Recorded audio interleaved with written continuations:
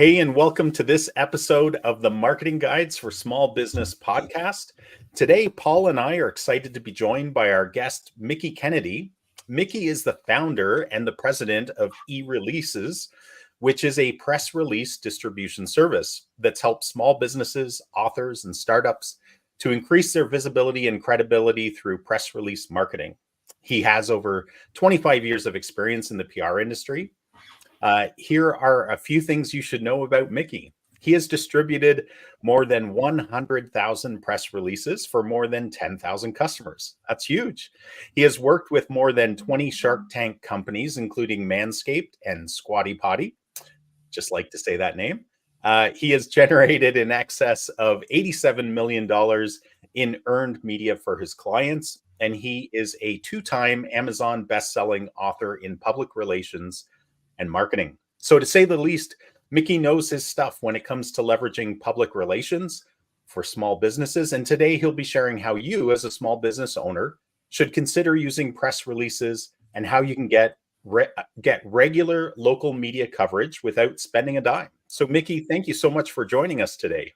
Oh, thanks for having me. We're really excited to have you on this podcast and the information that you're going to share with the audience. So I'm going to start off with a question. Let's start off by asking, are press releases a viable and relevant marketing strategy today for small businesses? Yes, absolutely. Press releases have a huge leverage opportunity when they're issued over a wire, and they can be a really great opportunity for a small business looking to stand out. It's not unusual for a couple of articles to appear and generate considerable buzz revenue for a client.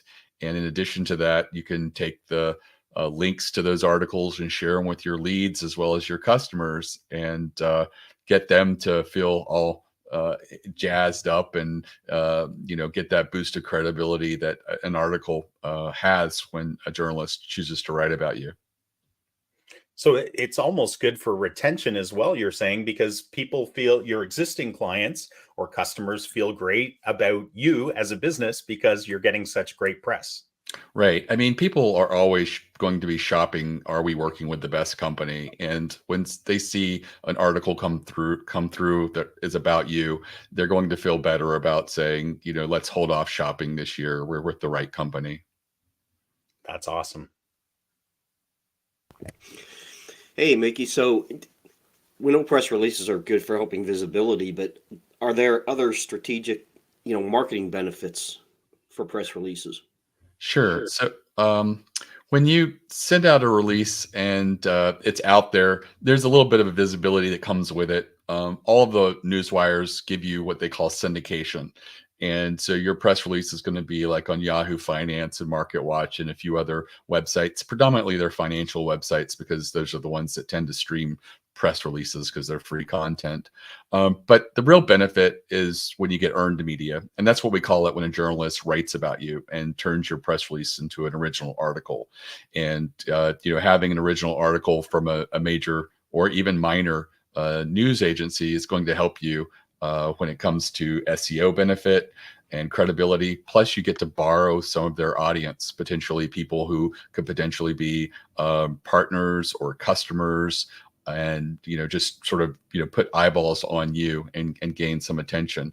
Also, it's a really great way to take when you do get media coverage and share it with your social media. I'd mentioned sharing it with your customers and leads, but there's also the opportunity of if you're an offline business or you do meet face to face with clients, to share clippings. I had a client in New Jersey that was a local carpet company, and he tried to think of a more non-newsworthy business. They were it, but we were able to get considerable media attention for them.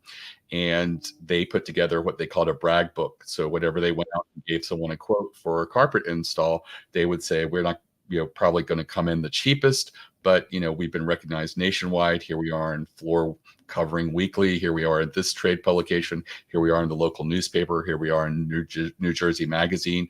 And all of a sudden, they start converting at 17% more of these quotes that they have with people face to face, just by introducing that brag book. So that credibility, that social proof that comes from having someone write about you when you're sitting at home and you're deciding what vendor to have install your carpet, you're like, hey, this one's $300 more, but I was really impressed that they're recognized nationwide.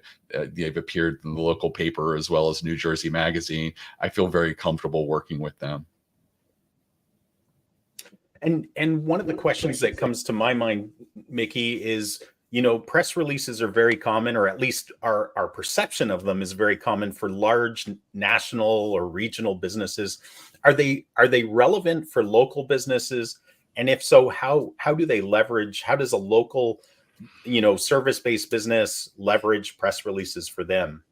Right. So I think that if you're in a local market and you only service a local community or audience, it is a little questionable whether you should be spending money to go on a wire nationwide.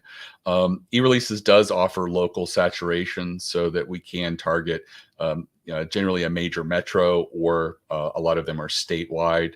So it is a way to sort of reach your community of readers, but it is important. And I think that also getting some national attention on top of it can really go a long ways. In the case of the carpet company in New Jersey, almost 90% of their clippings were trade publications that their customers never read. And yet they were able to compile them in a book and present them to their customers, potential customers, and convert more of them by doing so. So it can be valuable getting that national attention as well as the local saturation.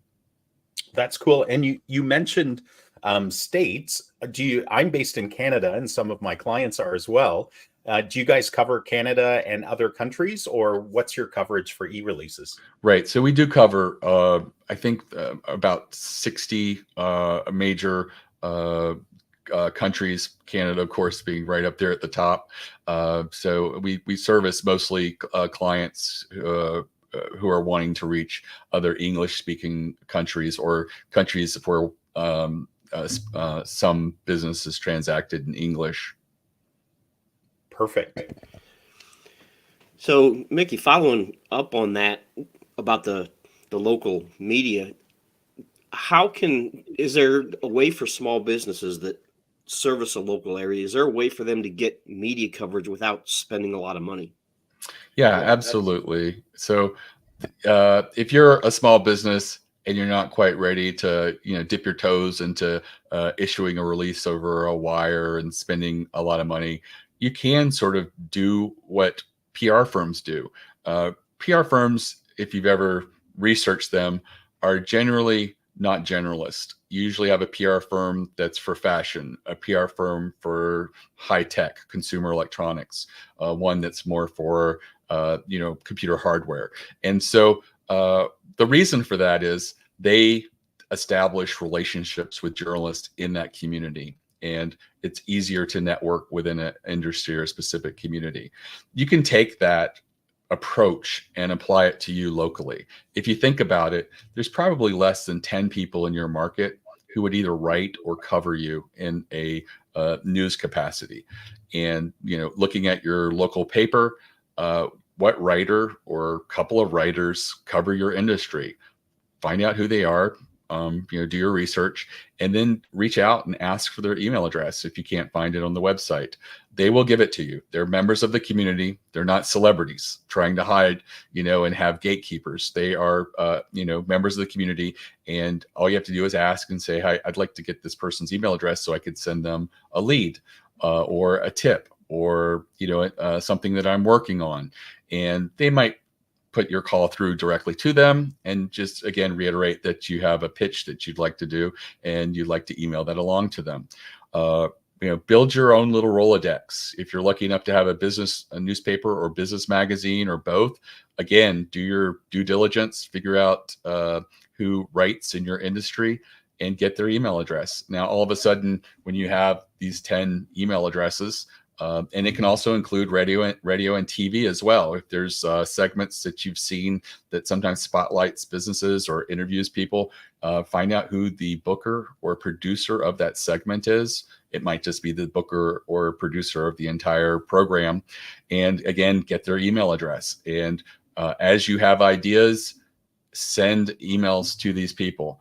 They don't have to be press releases. You can just put together 3 or 4 sentences.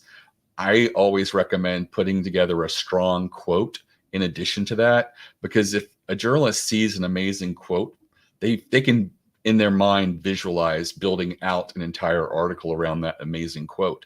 And by amazing quote, I mean say something that can't be easily paraphrased without losing the magic of it. And it could be the way that it was crafted, the wordsmith approach, or it could be the power or persuasion of what you said, or just the strength of it.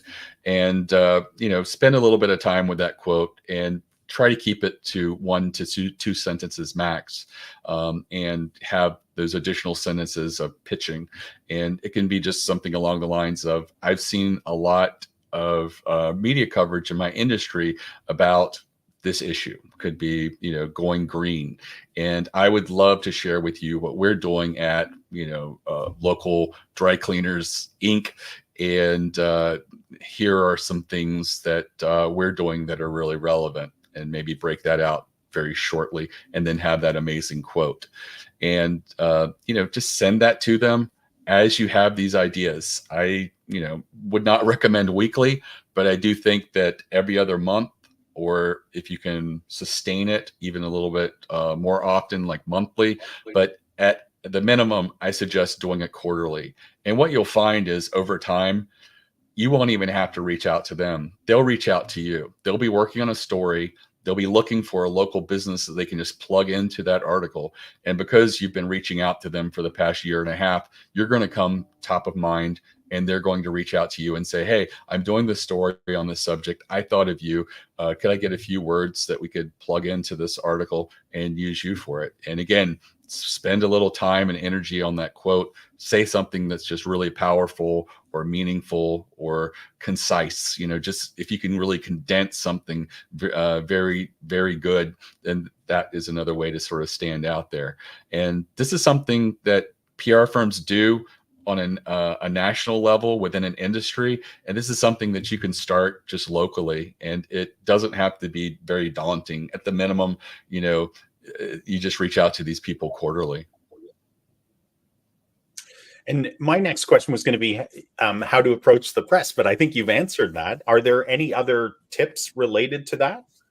When you're looking for their email address, you also might want to just look on Twitter, or X as they call it now. Some journalists like to be on there, and that might be a good way to contact them. But I think that email and the phone is a really great way to reach out to these people. I think that email is pretty standard, and most journalists use that method. Some PR firms are known to follow up by phone to say, hey, just checking up on that pitch that you had. I wouldn't recommend that unless you're really strong on your feet.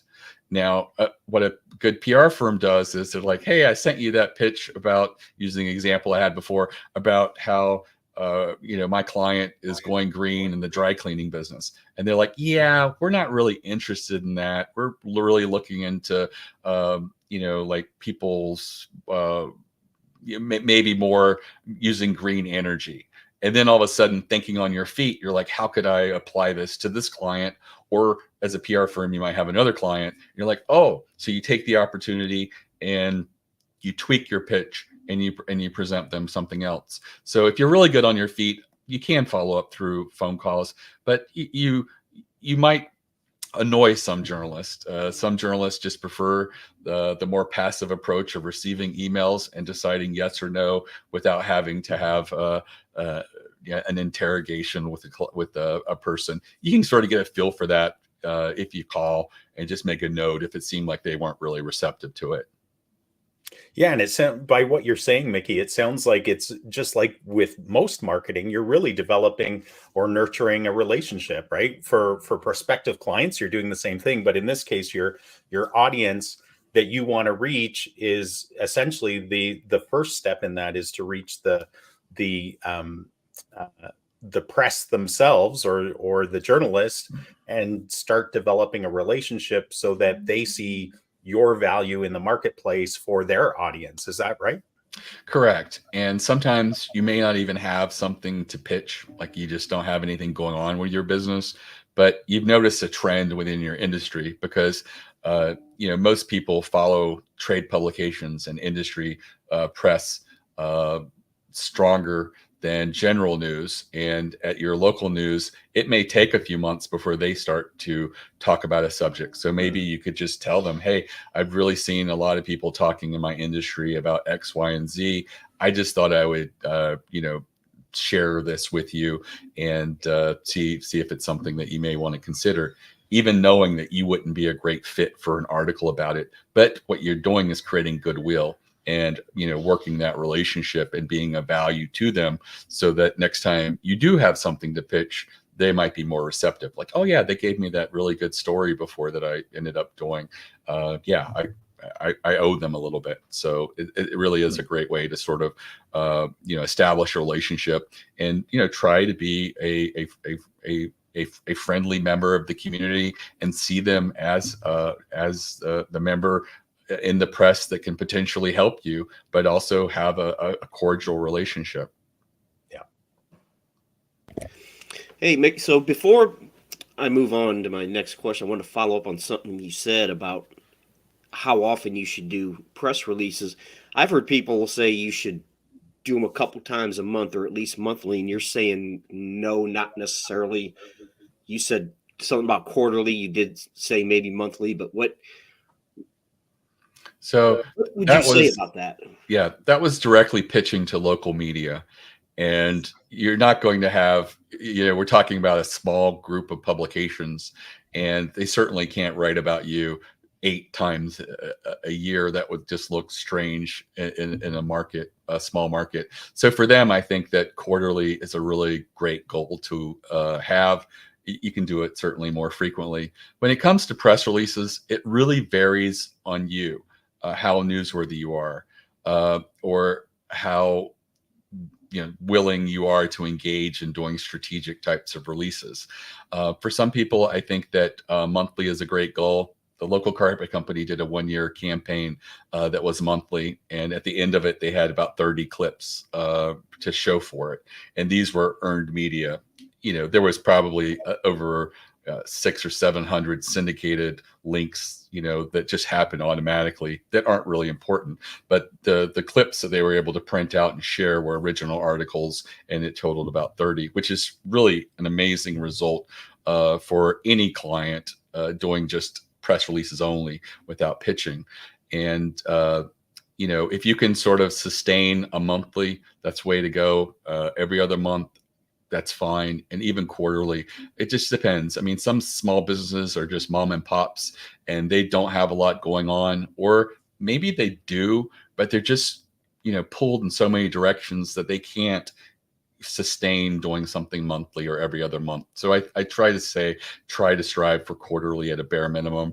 But if you're a company that's growing, you have a lot of exciting stuff happening, new partnerships, you're getting into large, stores, and you might want to go with a much more frequent basis. I have some clients that do as many as 30 to 40 releases a year, but I'd say most of my small businesses are doing anywhere from 4 to 6 a year. Okay, good information. So can press releases help with SEO and generating traffic for a small business, generating traffic to their website? Yeah, definitely. So anytime you get an original article about you, that is a huge indicator on a major news site, because news sites generally have authority when they talk about SEO, and this search engine optimization authority that happens with certain sites that are just known to be really respected, and news sites are right up there with it. So anytime you get an article there, it's a benefit to you. And with Google, you don't even have to have a link in the article to your website to get the SEO benefit. Google gives you what is called like an implied link, as if there is a link. Google can contextually tell that this press release mentioned your company name and talked about you and your industry. So they contextually knew that this article was about you. And as a result, that article bestows upon you SEO benefit, even if they didn't bother to link to your website or a page on your website. So it can be really valuable. I had one client whose only goal from press releases was to generate SEO. Their domain name somehow was attached to their Yellow Page campaign, and it ended. I don't know, the Yellow Pages were sold and something happened and their website went dark and they had to start over with a new domain name. And they came to me and asked if there was something that they could do to get authority links. And I said, being in the automotive industry, I think that if we were to target auto industry trade publications, that would really help you. And I said, one of the things that we're going to want them to do is to link to you, because we're not just going to rely on an implied link. We're going to try to get a real link up there. So we built out a resource page that went along with a survey and study that we did. And we put together the survey. It was 16 questions, 4 pages, so 4 questions per page through SurveyMonkey. And on the last page, we had some fun and put some fun little questions in there. One was, what's the strangest thing a customer left in their car while being repaired? And it was just an open field where people just wrote a sentence or two. And that was the one that we ended up going with for the press release. We just focused on what was the strangest things left in the car while being repaired. And I think in the press release, we listed 20.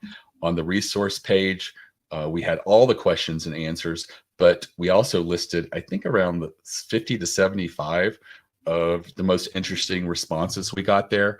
And it was a fun page with a lot of really cool resources and facts and numbers and stuff like that. And as a result, they got over a dozen auto industry trade publications that wrote articles and linked to them. They linked to that page.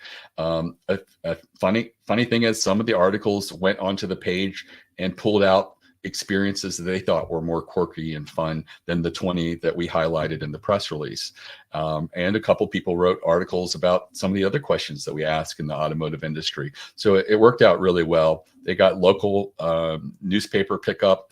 They also got pickup in a few minor newspapers nationwide that just thought it was a really cool thing. And I think within 6 to 10 weeks, they were ranking #1 in search for, local auto repair or auto repair in the city that they were in Pennsylvania. And so it can help you, and it can help you pretty fast. And also these links can be very meaningful. The only downside is that, unfortunately, a lot of news sites over time might migrate their content management system, or CMS. And generally they do a big purge of all old articles and things like that. So sometimes these articles die. But the good news is, you want to make sure that when you do get these articles, you share them as much as you can with links on social media and with, as I'd mentioned, clients and leads. But you also want to capture them, take screenshots of them, put them up on your website with logos. Try to build out a newsroom if you can on your website, where you put the press release, you put screenshots of articles, and just get all of that out there. And at a very minimum, if that's just too much of an ask to redesign your website, if you have a blog, put them there, just as long as you have them on your website. Yeah, that's a good point, real quick, about the implied links from Google, because Google is really moving in the direction of entities and the context in which those entities operate. So the implied link, like you said, if you can get a real link, that's even better. But even an implied link from Google can really be helpful. Right. Yeah. We used to put all of our press releases on our website. And after a while, Google has a developer site where it has a tag cloud of what they think your website's about. And we realized that Google was thinking we were about the iPhone and all of these other press releases that we were doing. So we cleaned it up and got our press releases off of our website. And as a result, our SEO improved considerably. And the types of traffic we're getting is more relevant to people looking at press releases and press release distribution. That's awesome. And Mickie, so thinking now through the process, a small business is convinced. You've convinced them now they want to do a press release. They want to use e-releases or a service like yours. What are the steps involved to effectively create, publish, and distribute a press release? Right. So basically, you're going to want to decide what the press release should be about. And you want it to be as newsworthy as possible. There are many pages that will list hundreds of things you could have or be the subject of your press release. We have them on e-releases. And the thing is, many of them aren't strategic, and by strategic, I mean important, newsworthy. We get the most common press release at e-releases is a personnel change. And often it's not a new CEO or board member or someone important. It's not an industry veteran that, is a major coup for you. It's an associate VP of HR. And if you're going to spend money and go over wire, you want to, fish with better bait and have more strategic types of releases. Another common press release we get is the product launch press release, which in and of itself isn't bad, but it's usually, here's a product, here's a bullet list of features, and here's a buy button with a link to a page on their website, and that's it. And you got to remember, journalists are storytellers. And if you look at what the best articles that journalists write, they have story arcs. And it's hard to have a story arc when it's a product and a list of features. Things that you could do to help them would be build out the press release with a use case study. This client had this problem. They used the product. This was the results that they saw, and get a quote by them talking favorably about the product and incorporate that into the press release. So, that's it. When it comes to writing the press release, the writing is the easy part. It's the strategy beforehand. And I think that if you spend a little bit more thought and time and realize that journalists are gatekeepers, and what your goal is to get recognized, has to also coincide with their goal to fascinate and entertain and educate their audience. And so what could you do in your press release to make it more irresistible or of interest to their audience? And if you can do that, it becomes a win-win, where they get what they want, which is a great article, and you get what you want, where you get some recognition in the industry. When it comes to the actual writing of the press release, there's lots of resources. We have them on our website as well at ereleases.com. You can just click on press release samples or examples and look at them. And the writing is not complicated. It's a very, almost 8th grade level writing, usually without a lot of jargon, unless you're writing something specifically to technical trades and you only want to reach out to them. But most people are trying to go a little bit more general and broad.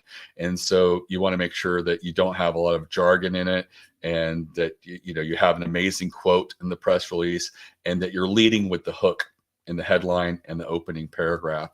And, I think that, even using AI to help you write, if writing is a deficiency with you, is completely fine, because while the press release will be replicated on syndicated sites, it's not going to convey much benefit. What you're looking for is a journalist to take what you wrote, and then they write it in their own words, and then they post that as an article. So using AI is not a deficit. I wouldn't endorse using AI to create content that's going to live on your website, like your blog posts and stuff like that. But I know that some people do.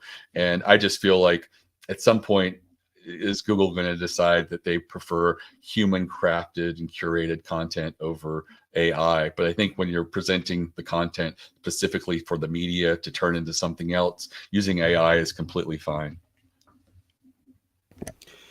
Yeah, that's a good point, in that Google has already added to their algorithm AI detection. So it's great to use it as a starting point, but you really need to have a person vet it and maybe tweak things a little bit, because Google is looking for those things.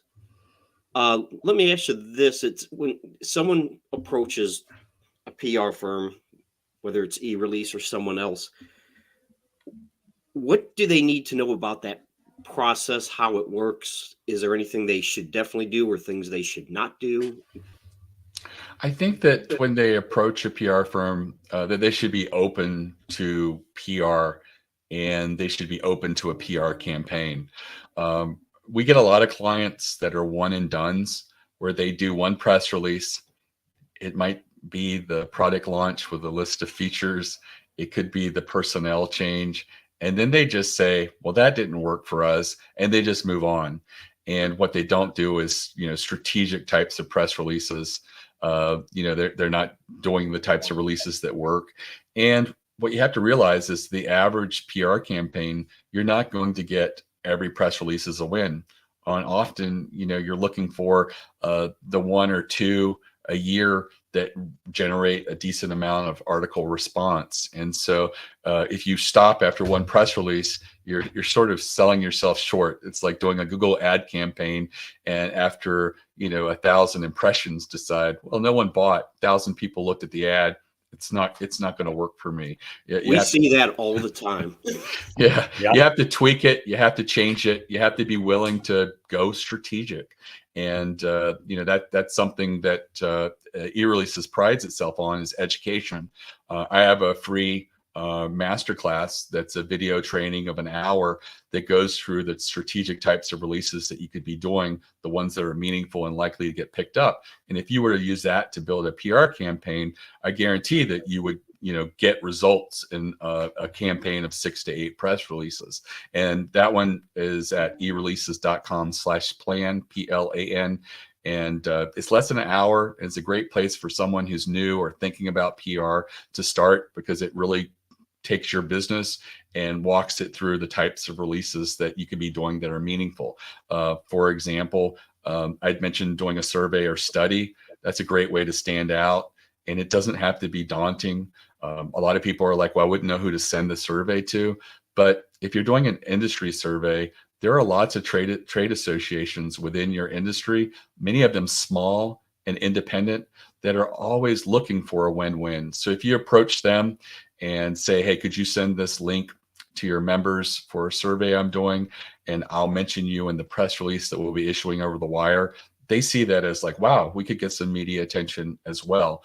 I've had some that are a little, I guess they're crafty and smart, where they go, could we co-brand the survey? I don't see a downside to that unless they don't have enough members for it to be a slam dunk. You're really looking for at least 100 responses from these people for the media to sort of take it seriously. And it's always great if you get a couple hundred responses, but anything like that generally works within an industry survey. And the types of questions that you ask are really important. You want to ask things that are very timely, not evergreen questions, but things that are like really specific to what's going on right now.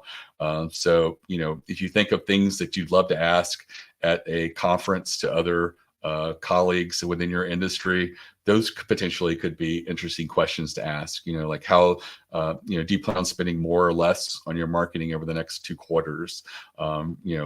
Some could be hiring related. Are you considering layoffs, or are you having difficulty managing people who don't want to come back into the office? Or, are you just having challenges with creating company culture?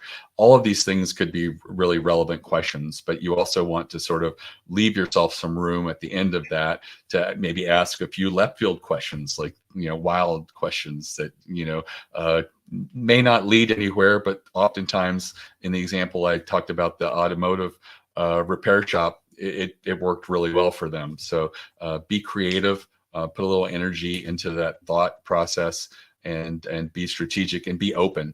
And I think that if you approach PR like that, and you go working with a firm like eReleases or someone else, it can really work well for you.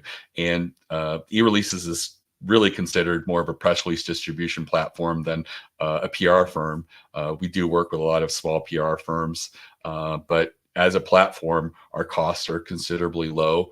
And, with a new customer discount, you can, build out a campaign of 6 to 8 releases and spend, under $3,500 for distribution.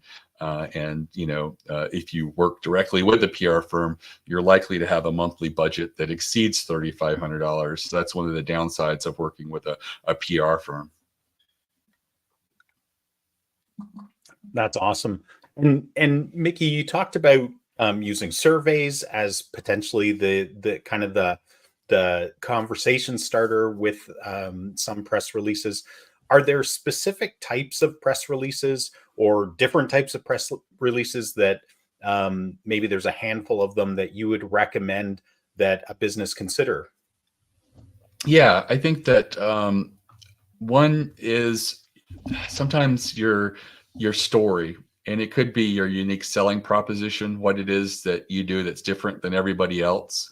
I see that startups do really well with PR, and we work with quite a few that appear on Shark Tank. About a third of the people on Shark Tank use us to do a press release about their episode before it airs. The producers recommend that. And I recognize that they do really well. It doesn't hurt you're on a national TV show, but I've seen it work with startups who aren't on Shark Tank, who just come in. And I think that they have a strong grounding of what they're about. They have an elevator pitch down pat. They know and have defined what they do that's different than everybody else. And, what is your story? Is it inspirational? A vulnerability? There's often a human interest element in these stories. Everybody that goes on Shark Tank shares their story. I was sick, I was home, I was out of work, I had this need, I created this. Often it's a very humanizing element, and that works really well. So is there something there? Your journey, your elements of who you are and how your business came to be. That's not going to work for everyone, but sometimes there is a quirky beginning. You could also go the eBay route. Everybody in the early 2000s knew the story that eBay was created by a guy to help sell his girlfriend's Pez collection, which was completely manufactured by a PR firm. That was not true. Wow. But it got a lot of articles because it was a way to immediately identify, oh yeah, you have this odd collection. How do you get rid of it? So, you create this product, and then you see other people can use it to sell their products. And so it sort of highlights that, and it sort of shows the value of having a story because it makes it more accessible to everyone. So is there something with the genesis of your business or a particular product or something that you've gone through that can be you being vulnerable, or a pivot that you've done? We did a lot of press releases during the pandemic about pivots. Everybody was changing what they were doing, and they needed to communicate that. So anything along those lines can really go a long way. Other types of releases that are meaningful is, I mentioned surveys and studies, but data. Journalists love data, and it doesn't have to be a survey or study. You can take public data that's out there and arrange it in a way that's interesting in a press release. You can talk about your product. You can talk about, certain percentage of people in your industry face this problem. Your product solves it. And here's some percentages on, people that have used your product, that the results that they achieve. So just incorporating data that you have, mixing it with public data is a way to make your copy more interesting and to make it more of a story arc, because, identifying a problem within the industry is great, but having numbers behind it makes it more meaningful, and you can dig in. Researching your industry for blind spots or gaps is another great way to get media attention. That's what the carpet company did. Their press releases were at the first 5 months, nothing happened. They got nothing. And we did a brainstorm and found out that their biggest enemy was the big box home improvement stores. And so I said, let's go with that. And let's do a David versus Goliath approach, and how you have to market against, Home Depot and Lowe's, and how they're really they provided a terrible service to customers, and how you have to market against them. And that was what really got them a lot of results. Over 10 places picked up that first release that we did. And like I said, at the end, they had over 30 clippings from the remaining 7 months that we had working with them. Quotes I'd mentioned are really important. Journalists can really build a story around an amazing quote. Another thing to keep in mind is there's been this concept called newsjacking. I think I heard it a little over 10 years ago, and it's like when there's a trend in your industry, join it. And that worked 10 years ago. It doesn't work now because there's too many people competing. And if everybody's joining the conversation saying the same thing, you're competing for, maybe 20 articles, and there's 10,000 of you or 5,000 of you. But if you're willing to be the friendly jerk or contrarian, that's where you can get picked up in all 20 or 30 of those articles. Most journalists want to be fair and balanced and show both sides of an issue. But most of the times when articles go to press, they only show one side because no one was there raising their hand saying, not so fast. This is the negative side of this issue.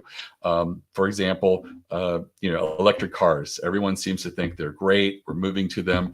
But you could be the person who says, maybe we shouldn't move so fast. The electric grid isn't really set up to handle everybody with electric cars at this point. The batteries take their own environmental toll, mining them, not to mention the labor issues of often children going down and working in mines. Also, what do we do with these batteries at the end of their life? Are we creating an even bigger landfill issue? And also, have you seen fires where electric cars get into an accident? They cannot be put out with your average fire truck putting water on it. It often takes as many as 25,000 gallons of water to put out a single electric car fire. And that is not what I would call environmental.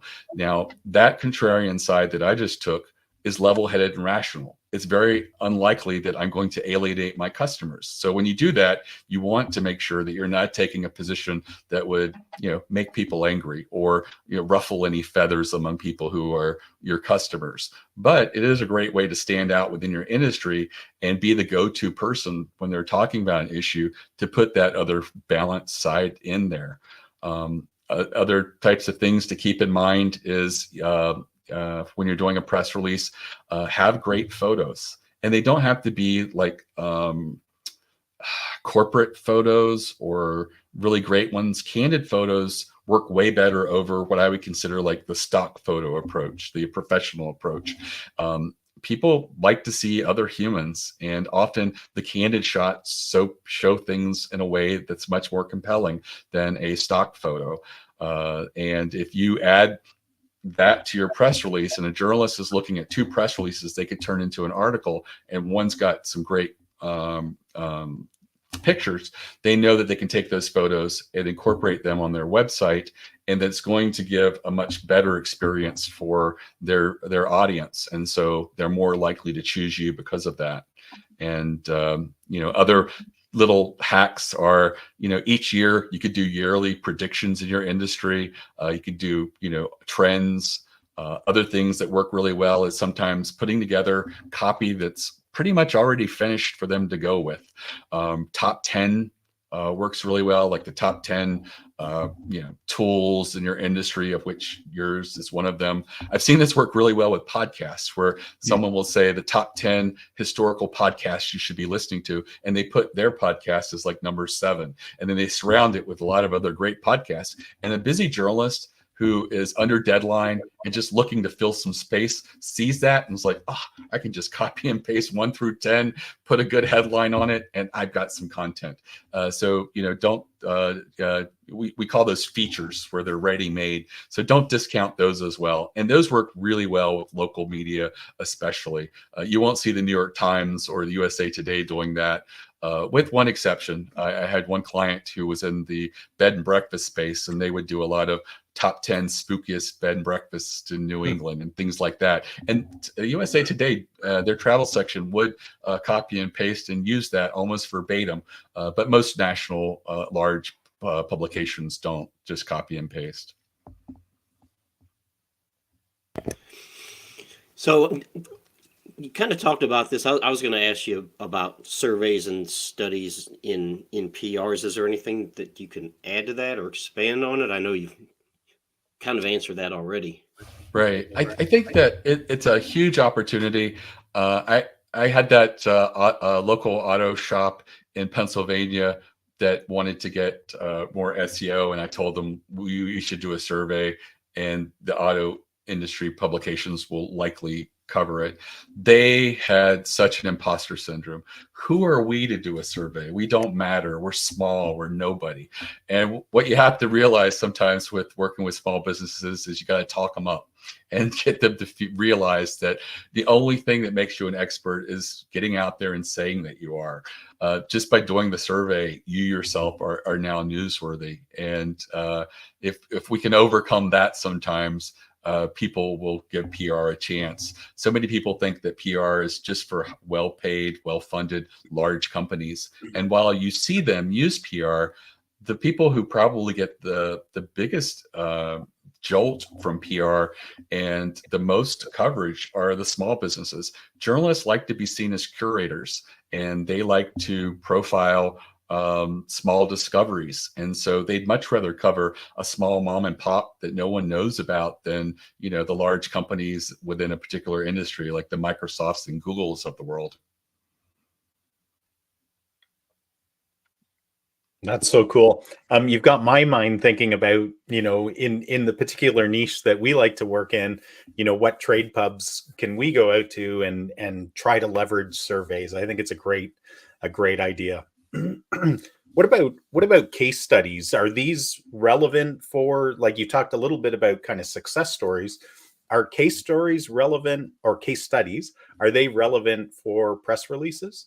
Yeah, I think that they are. I think in the product launch press release, I mentioned using a use case study, but it's basically breaking it down and giving the journalists more of a story arc. So things, if your case study does that and makes something really relevant and provides, maybe it provides numbers, or maybe it provides a unique experience that one of your clients had, those can be incorporated into the press release. Obviously, you often want them to coincide with something else that's happening, like the product launch is a new product, but it doesn't have to be. It could be a relaunch of the product or version 7.8. And here's someone who recently used your product and what their experience was. Incorporate quotes from them talking about their experience and saying really nice things about you. I think that all of those can really help build out that story arc that journalists really need to make an effective article.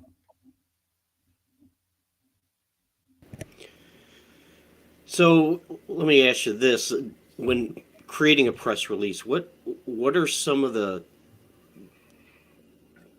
points or key ingredients, if you will, that really should be included in a press release? And is there anything that should not be included? Right. So I think that the key ingredients is anything that can help a journalist create a story arc. And a lot of times when people look at press releases, they're looking at what someone else in their industry did in their press release. And that's the worst place to go, because I will tell you, 95% of press releases that get issued, nothing happens to them. There's no earned media. No journalist writes articles about them. They get the syndicated links that happen, but nothing else really happens. So, you can certainly look at another press release and copy it, but then go back to it and say, what would make this more meaningful to share with a journalist? What would make the journalist really want to share this with their users? And I had mentioned the use case study. There are other instances where you can pepper it up with numbers, like get some public data that's out there. And, if you're talking about a particular struggle that some of your clients have, put some numbers behind it. What are the percentages, or, how many people fell in your industry within the first 5 years because of this? That data is probably out there. You do, hunt it down, find it, incorporate it into your press release. An amazing quote, that's a no-brainer. And also just lead from your strength. Have the headline in the opening paragraph really touch on what your newsworthy element is, and you want to make it really useful for a busy journalist just to browse and see that this is relevant to them. I see a lot of people who will create puns and have funny little headlines like they're writing for the New York Post, but you're not writing for the readers of the New York Post. You're writing for busy journalists. And a busy journalist can't tell from the headline that this is relevant to them or is this a meaningful hook. They're not going to click through and read the rest of your press release. So again, remember your audience. You're writing for the journalist here, but you're hoping to provide them all the information that will make a compelling article. And other things that you definitely want to include, other than maybe the images or graphics, photos that I'd mentioned, you want to have a good press contact. A lot of people will include a person's email address and phone number. It is something that the newswire requires, that if a journalist is under deadline and they need a clarification before they can go to print, it's important that they be able to reach you. So again, don't send out a press release and then go on vacation. I have had that happen more times than I would like to admit. And then the journalist comes back to me and says, do you know how to get a hold of this person? And we find out a week or two later that they were just on vacation. They hit send on the press release and just left the office. And that is not the thing to do. Journalists are on deadline.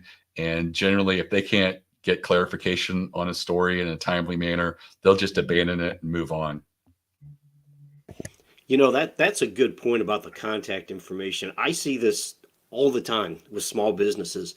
They don't have an email signature. They do not have their contact information. They send out an email and they don't have any contact information. It's like, do you not want people to be able to contact your business? Are you trying to make it difficult? I see it all the time.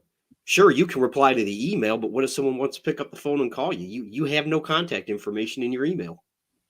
It just makes no sense. And Mickie, just thinking through this, so say there's a small business out there, say I want to do a press release. How costly are these things if someone chooses to move ahead with these? You talked about kind of a bundle, a new customer bundle option. Is that kind of the starting point, or are there other starting points that people could consider? So on our website, in the footer, we have the new customer special.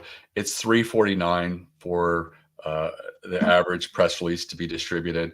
You can buy a package at that price, a little bit more savings buying a bundle, but you don't have to do it with your first order. You can do a press release at that price, and within 30 days, if you come back and decide you do want to upgrade into a bundle, you can do that. We do make it really easy for someone to come in and just sort of kick the tires, so to speak, for $349, and then be able to lock in that rate into a bundle. And I do tell people again that a PR campaign is where you should start, not a single press release. And generally 6 to 8 press releases. You can do them in a year. You can do them in 6 months if you can manage to keep them going out. But you really want to spend a little time and energy and do the more strategic types of releases that do work, as opposed to the ones that most people do that work very, very sparingly, which are like the product launch releases that don't have a use case study, the personnel changes of people that aren't really very meaningful in the industry, the press release where you're speaking at a conference, and again, very few people are going to now show up at the conference just to hear you speak, but it looks good. And I think that's why people do those types of releases. They don't know what else to be issuing when it comes to press releases. And so I direct them to my website and that free video masterclass and tell them that here are, as many as 8 different ideas you could do that are meaningful, and you can replicate them again and again. One of my clients that does 30 to 40 releases a year only does surveys and studies. They have a website that has lots of micro verticals. So they might have a page dedicated to software that has to do with accounting. They might have another page that deals with graphic arts and Photoshop type of software. So they do press releases around all these little micro verticals, and they're very good at asking relevant questions. And so that's a great way to sort of stand out and replicate it. So they're just using one idea and again, and it continues to work for them. When you build out a PR campaign, you want to make sure that you're testing several things, and then if you find something that works, see if you can tweak it and have it work again. That's amazing. I mean, it certainly fits with kind of the mindset shift that we try to get our clients into, where instead of thinking of content as a one-off piece, you're thinking of it strategically due to SEO purposes, your strategic goals. And I think the way you're communicating a PR campaign fits very well with that ideology that you need to think kind of the bigger picture, take a step back, think about your goals of what you're trying to achieve, and create a campaign that is strategic, but it also kind of pushes your business thinking about how do we align better with what our audience wants. And then having this intermediary audience of the journalists is very powerful as well. I think it pushes you to communicate in ways that you might not be used to, but it pressures you into the point of being better at communication. Absolutely. All right, so you talked about ereleases.com /plan is the masterclass. Are there other resources or other ways that our listeners could connect with you, or is ereleases.com the best place to kind of start their journey of reaching out? Right. Yeah. ereleases.com is the best place to start.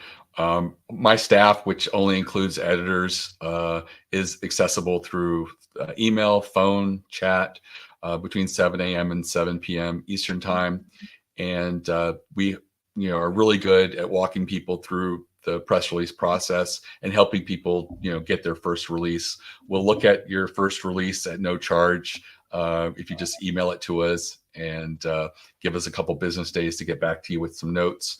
Again, whether you use us or not, we're just trying to be a resource for other small businesses and entrepreneurs that are out there. And we really believe that press releases are a great way to sort of cut through the noise and sort of claim some ownership of the media out there by getting mentioned and getting all the great things that come along with being in PR.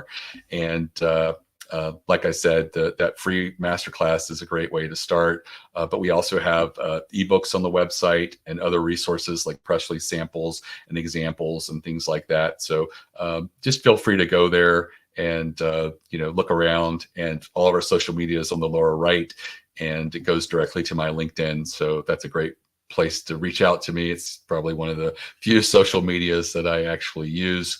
I have people who are in charge of the rest, but I do look forward to people trying PR and making it work for them. Fantastic. Well, I think this is a great place to wrap up. Thank you, Mickie, for joining Paul and I and sharing your thoughts on this really vital topic of press releases for small businesses. And thank you to our audience for joining us today. I hope you found this topic really valuable. We're always open to hearing your ideas. So if there's a topic about small business marketing that you as a listener, you want answers to, pop us a message, and we're happy to do a topical podcast about that. Please share this with your friends, family, kids, dogs, cats, colleagues, and so that they can benefit from it as well. And until next week, keep calm and market on, folks.